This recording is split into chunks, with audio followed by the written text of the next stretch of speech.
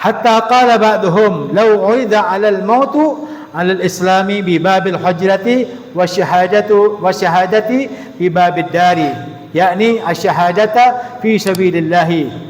La ikhtartu al-mauta 'ala al-islam 'ala babil hujrati 'ala syahadati 'ala babid dar. Li'anni la adri ma alladhi ya'ridu bi qalbi fi ma baini hujrati ila babid dar. Kalau saya, katanya, saya itu disuruh pilih. Saya itu matinya saya ini di pintu ini atau pintu sini, kanan atau kiri, ya. Mati dalam keadaan Islam. Ya. Contoh, ada malaikat menawarkan, Salim, kamu mau mati di pintu sini dalam keadaan Islam atau mati di dalam pintu gerbang, mati syahid, kamu pilih mana? Saya pilih mati di sini dalam keadaan Islam. Kenapa kamu tidak minta mati syahid di pintu gerbang? Karena syahid itu tinggi derajatnya dibandingkan dengan Islam. Iya, saya tidak tahu. Jangan-jangan dari pintu sini ada godaan-godaan setan,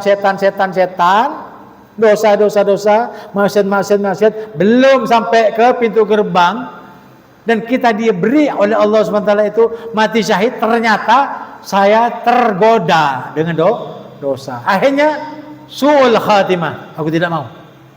Ini maksudnya. Jadi pilih yang mana? Pilih yang dekat saja, Islam. Artinya kalau sudah Islam, selamat. Jangan bermuluk-muluk kamu mati dalam keadaan syahid, tapi kamu sendiri tidak tahu apa benar kamu bisa mati syahid. Paham? Nah. Wa qala akharu ba'di li ikhwanihi idza hadara al-maut faq'ud 'inda ra'si fandur fa in ra'aitani qad mittu 'ala al-islam fakhudh jami'a ma ma'iyya fabi'hu fakhudh bi sukran wa luzza wa faraghu 'ala sibyan wa in aradtani qad mittu 'ala ghairi dhalika fa'lam an-nas yusalli 'ala man arada ay yusalli 'ala basirah. Wa kana qad dhukiru lahu alamatun yu'rafu biha al-farqu bain al-amrayni. Qala fara'aituhu qad mata al-islami wa fa'ala ma amarahu min at-tasadduqi ala sibyani wa hikayatuhum fi dhalik kathiratun masyhuratun atau masyhurah. Nih perhatikan. Yang kedua, ini cerita yang lain. Cerita yang lain ada saudaranya.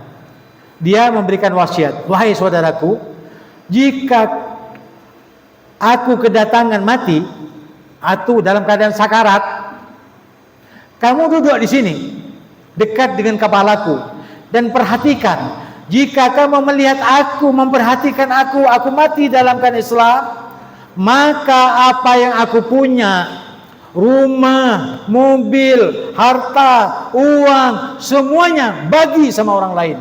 Aku reda.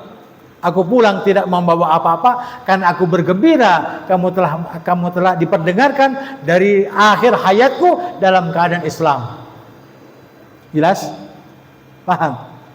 Pahamnya sampai di sini? Ya. Atau belikan sesuatu untuk menyenangkan orang, anak-anak yang banyak. Jadi di Hadramaut itu banyak anak-anak paling senang sama permen.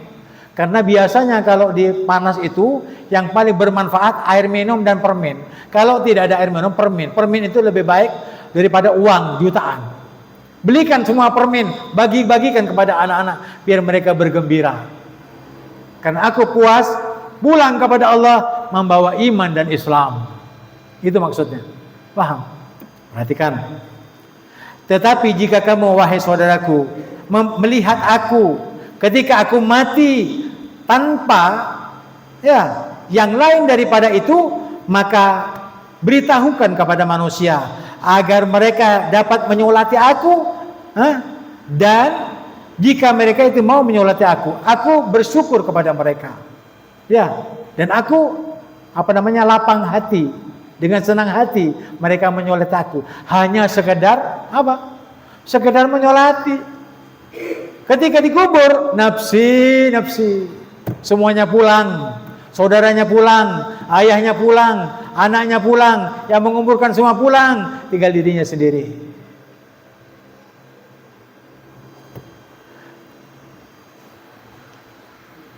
Tetapi saya betul-betul memperhatikan saudara saya mati dalam keadaan Islam. Karena itu saya berbuat sesuatu apa yang diperintah kepada saya untuk menjual rumahnya, menjual aset-asetnya, uang-uangnya dikumpulkan dan dibagikan kepada tetangga-tetangga mereka dan diberikan permen kepada anak-anak yang masih kecil.